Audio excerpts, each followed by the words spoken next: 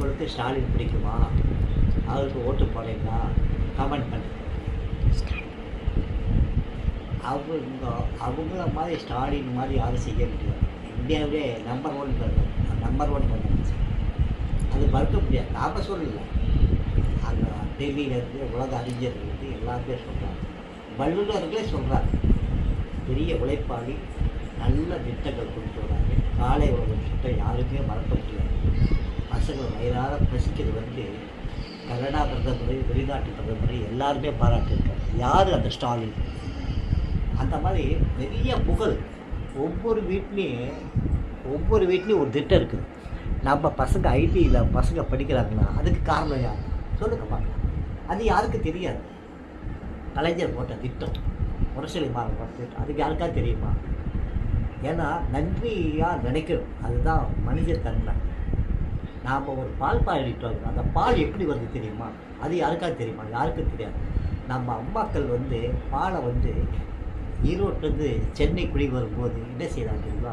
பால் ஒரு டபரால் வச்சு விற்பாங்க. பால் அதுக்கு கீழே நிற்கிறோம். அப்போ அந்த பால் திட்டத்தை கொண்டு வந்து யார் தெரியுமா? அது கலைஞர் தான். ஒவ்வொரு வீட்லேயும் ஒரு கலைஞருடைய திட்டம் இருக்கும், கண்டிப்பாக இருக்கும். அதில் வந்து மறக்கவே முடியாது. இன்றைக்கி வந்து காசு நிறைய பொருளுக்கு காரணம் ஐடி கம்பெனி தான். இந்த ஐடி கம்பெனினால தான் ஃபஸ்ட்டு வீடு வாங்கலாம். நிறைய பொருளாதாரம், நல்ல மனைவிகள், நல்ல கணவர்கள், நல்லா கட்டிக்கிறாங்க. அப்போ என்ன செய்யுது? பணம் நிறைய பொருள், 2 பேர் சம்பாதிக்கும்போது நிறைய பொருள்.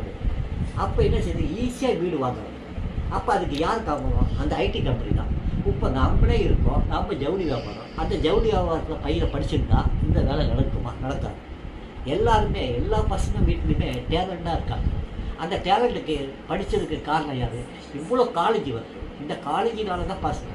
இந்தியாவில் இந்த மாதிரி காலேஜ் எங்கேயுமே கிடையாது. மெட்ராஸில் தான் அத்தனை காலேஜ் இருக்குது. எல்லா காலேஜும், மருத்துவ காலேஜ், அம்பேத்கர் காலேஜ், எல்லா காலேஜும் இருக்குது. மெட்ராஸில் அவ்வளோ காலேஜ். ஆனால் எதிர்கட்சிக்காரங்க என்ன சொல்லுவாங்க தெரியுமா? காலேஜ் கட்டி சம்பாதிக்கிறாங்க. எல்லா வீடு கட்டி இன்றைக்கி அப்பார்ட்மெண்ட்டு, இன்றைக்கி எல்லா இடமும் ரேட் ஏறிச்சு. அதுக்கு யார் காரணம் சொல்லுங்கள்? இன்றைக்கி நிலம் பூமி ஏறிச்சு, அப்பார்ட்மெண்ட் கட்டி ஏறிச்சு. அதுக்கு என்ன காரணம்? இப்போ நாம் வீடு வச்சுருக்கோம், ஒவ்வொருத்தரும் வீடு வாங்கி வச்சுருக்கோம்.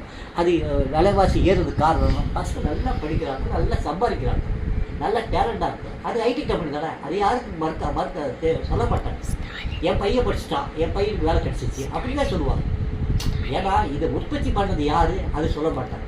இந்தியாவுக்கு சிறந்த ஒரு முதலமைச்சர்னா அவங்க தான். நான் சொல்லலை,